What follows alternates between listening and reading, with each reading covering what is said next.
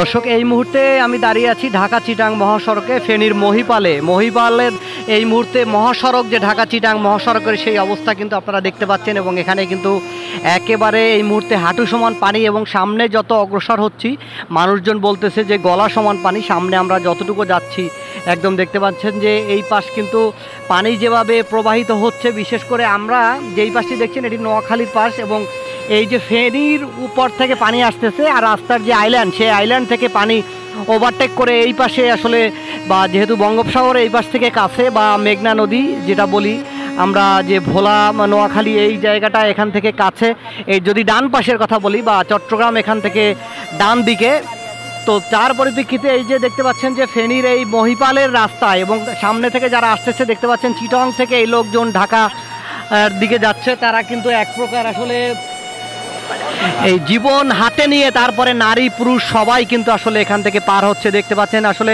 একটু বয়স্ক নারীরা বা শিশু যারা, তারা কিন্তু কোনোভাবে এখান থেকে পার হতে পারতেছে না এবং সবাই আসলে প্রয়োজনের তাগিদে 2-3 দিন ধরে রাস্তায় আটকে আছে এবং তারপরে তারা পার হচ্ছে দেখতে পাচ্ছেন। ওই পাশটা থেকে অনেকে পার হচ্ছে, ওই পাশে কিন্তু পানি ওই পাশ থেকে নামতেছে এবং গাড়ি যে গতকাল থেকে গাড়ি থেমেছিল সেই গাড়ির চাকা কই এবং পানি কই আপনারা দেখতে পাচ্ছেন। এই যে দর্শক, আমরা এই যে ঢাকা চিটাং মহাসড়কের একটি খণ্ডচিত্র এবং দেখতে পাচ্ছেন একজন বয়স্ক নারীকে তার পরিবারের লোকজন তারা কিন্তু আসলে ধরে নিয়ে আসতেছে এবং যে কারণ পানির এত স্রোত আমরা নিজেরাই দাঁড়াতে পারতেছি না, হাঁটতে পারতেছি না, এরকম অবস্থা। এখানে যারা দূর দূরান্ত থেকে আসতেছে এই দেখতে পাচ্ছেন আসলে সবাই মানে একটা রিক্সের ভিতরে আসলে পার হচ্ছে। এই যে পানি যে নামতেছে, পানির যে ফ্লো, এটা কিন্তু আসলে আমরা দাঁড়াতে পারতেছি না, আমাদেরই কষ্ট হচ্ছে। এবং দেখতে পাচ্ছেন কি পরিমাণে পানি এবং বিপদ সীমার উপর দিয়ে, এবং আমরা যদি ফেনী শহর পর্যন্ত কিন্তু আমরা দর্শক যেতে পারিনি। ফেনী শহরে একটা 5তলা বিল্ডিং সমান যেমন পানি, তেমন পানি আসলে ফেনী শহরে।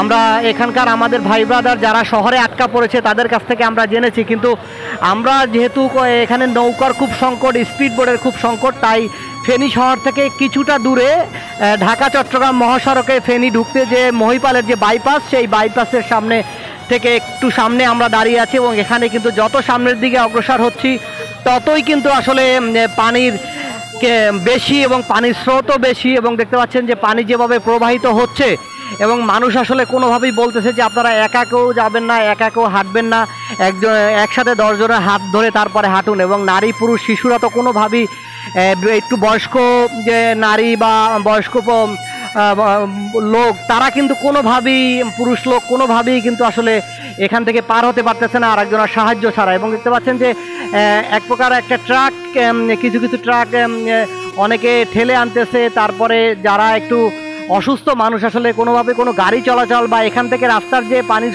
ফ্লো, এখানে কিন্তু নৌকা চলার মতো অবস্থা আসলে নেই বললেই চলে। কারণ দেখতে পাচ্ছেন যে যেই জায়গা থেকে পানি নামতেছে, পানির যে স্পিড সেটা কিন্তু খুবই বেশি এবং আমরা কিন্তু নর্মালি কিন্তু আমরা দাঁড়িয়ে থাকতে পারতেছি না পানির স্পিডে।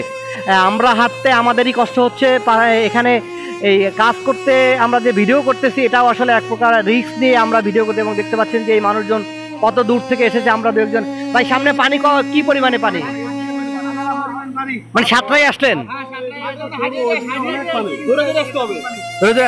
আপনি কোত্থেকে কই যাবেন? চিটাং থেকে আসছেন? 4-5 কিলো এমন?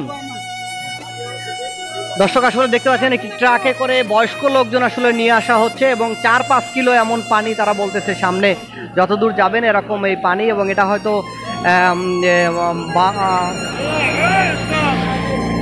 এটা সেই যে বড় যে লরি গাড়িগুলা, সেই গাড়ি আসলে, এই গাড়ি আসলে জানেন যে ওয়াটারপ্রুফ ইঞ্জিন, এই গাড়ি কিন্তু পানির ভিতরে আসলে চলমান, যার জন্য এই গাড়িগুলা এখানে চলাচল করতে পারতেছে। এটা কিন্তু শুধুমাত্র মালামাল ক্যারি করার জন্য বহন করা হয়, সেই জন্য এই গাড়িগুলা কিন্তু আসলে এখানে চলতেছে।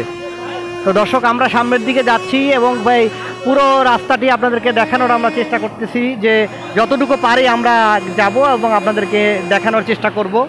যে এই যে দেখতে পাচ্ছেন যে সামনে যত অগ্রসর হচ্ছি পানির ফ্লো কিন্তু তত বেশি, সামনে যতটুকু যাচ্ছি আমরা